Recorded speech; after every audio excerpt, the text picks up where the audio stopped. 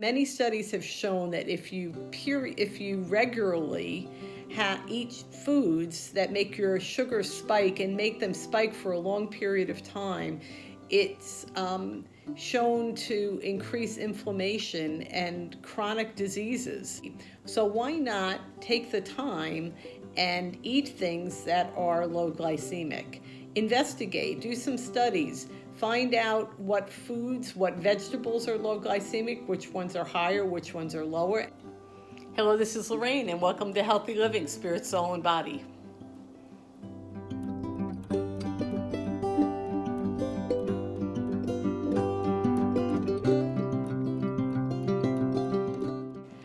So today I thought I would talk about the importance of eating low glycemic foods and talk a little bit about what low glycemic is and why it is important in our diet. And I also am going to share a really interesting recipe that I found making oatmeal bread. And the reason why I'm going to make this oatmeal bread today is because it is a carb that is low glycemic. And instead of flour, it uses oats. Here we go, and we're going to take it step by step. It's actually not difficult, but I am looking forward to having this instead of my oatmeal tomorrow morning. And I even got some low sugar preserves. So here we go. So the first ingredient we start with is 1.5 cups of the old-fashioned oatmeal. The reason we're using old-fashioned is because it's actually a better choice. Old-fashioned oatmeal has the lowest glycemic index. So the next thing I did was I heated up some water in my teapot, and I have 2/3 cup of water that I'm going to add to the 1.5 cups of oats. So you're basically mixing the oats till all the oats are moist. Next thing we're going to do is we're going to add 1/2 cup of the plain Greek yogurt. And once that's mixed up, we add 2 eggs. So the egg is mixed into our mix. And the next thing we do is we add 1 tablespoon of sweetener. Then 1 tablespoon of vegetable oil. The next thing we're going to do is we're going to take 1 cup of the old-fashioned oatmeal and we're going to add it to our food processor. And then you're basically going to and we're just going to add it to our mix. And then stir it up. Then you add 1 teaspoon salt, 3/4 tablespoon of baking powder, and we're going to mix that into the mix. Then you get 1/4 cup of walnuts. You chop them up and you add them to the mix. The next thing we're going to do is we're going to add our mixture to our loaf pan. Now this is basically an 8x4 loaf pan, and they don't mention anything about greasing it, but through experience, I think it's probably not a bad idea. So I'm going to get a little butter. So now that our pan is greased, we're going to add our oatmeal loaf mixture to our pan. So here is our oatmeal loaf ready to be put in the oven. The next thing we do is we're going to set our oven to 350. So as I'm waiting for the oven to preheat, just wanted to mention that here we are, we have a recipe of oat bread. We're not using any flour, and it has protein. It's got 2 eggs plus all the walnuts, plus it has fiber from the old-fashioned oats plus the old-fashioned oats plus the walnuts. So this is honestly a great alternative to regular white bread.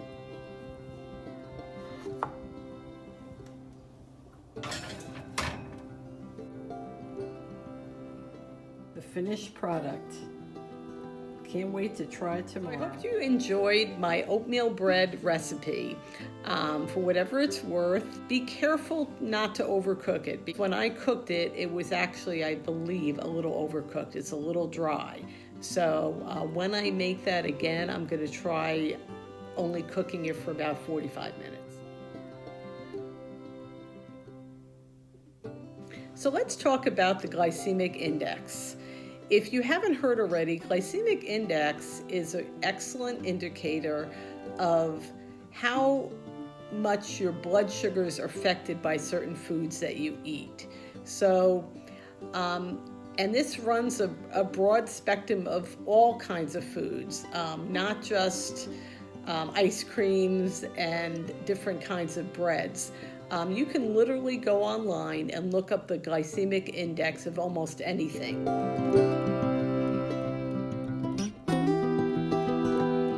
So another way to put it is the glycemic index is a method used to rank foods based on how they affect your blood glucose. And the healthiest food that you can eat is foods that don't make your sugar spike or your blood glucose spike.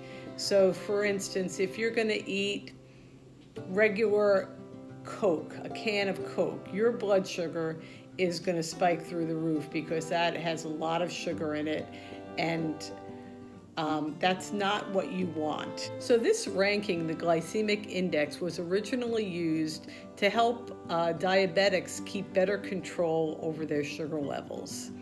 And through time, finding out how unhealthy it is when you eat foods that make your sugars spike, people have become more and more interested in what the glycemic index is of certain foods.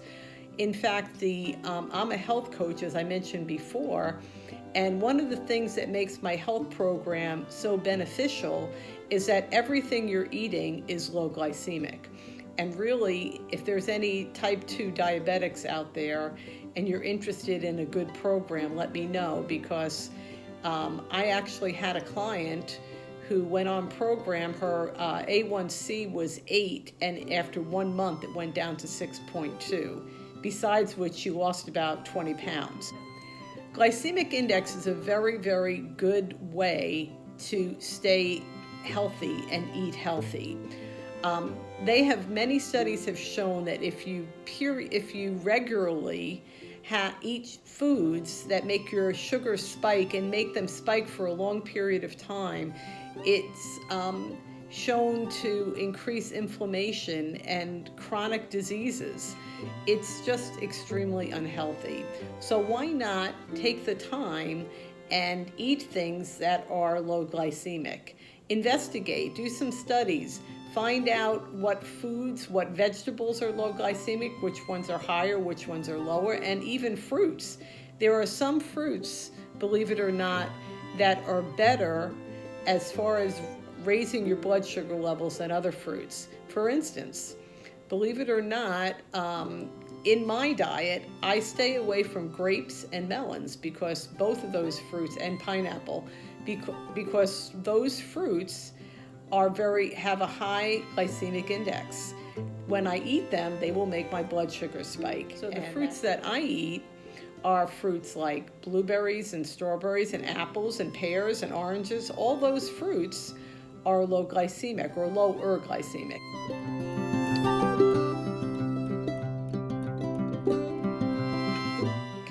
Another thing that I want to mention is what foods, the glycemic index, and what is the guideline that you should use. So there are some foods that are better than others. If you have a food that has a low glycemic index of less than 30, that's considered a low glycemic, and really that should be what you strive to eat.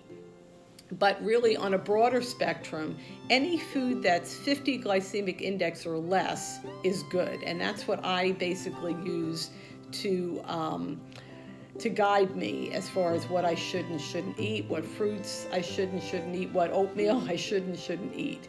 Okay, anything higher than 50, especially over 60, you should really avoid.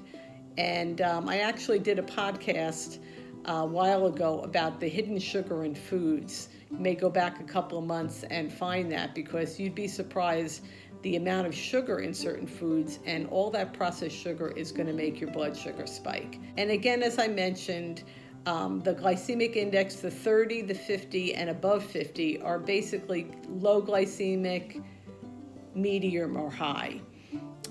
Some vegetables that are low glycemic would be spinach, escarole, and Brussels sprouts are kind of medium, believe it or not, but the vegetables you should avoid are corn and peas, and those are the main ones that have a high glycemic index. So I hope you take this to heart. If you're really trying to get healthy, this is something for you to really investigate and be aware of. It would take you 2 seconds to look up the glycemic index of the food that you're eating, or when you're planning your menu. Look it up. Take 2 seconds and see how high the vegetables are, see how high the fruit is that you're going to eat. What fruit do you buy on a regular basis? Believe it or not, I used to eat a banana a day. Every single day I would bring a banana with me to work and I'd eat it, and it's actually a high carb fruit, believe it or not. So I kind of shy away from that now. That should be your goal, to try to keep your sugars on an even keel, whether you're diabetic or not.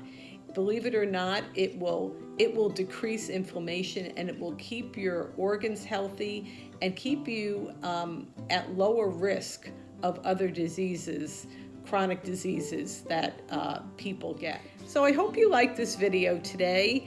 I have a lot of experience with glycemic indexes, and I have really kept at 120 pounds for the last 5 years. So I really kind of know what I'm talking about as far as how to stay healthy and how to really keep your body at a good, healthy weight. Take what I say to heart and try to incorporate those tips into your routine and into your diet, okay? Remember, this is the only body you have. You want to treat it right and treat it with respect. Well, have a wonderful day, wonderful week, and I hope to see you next week. Next week, I am probably going to be doing my YouTube channel live from the airport. So I'll see you then. Bye-bye.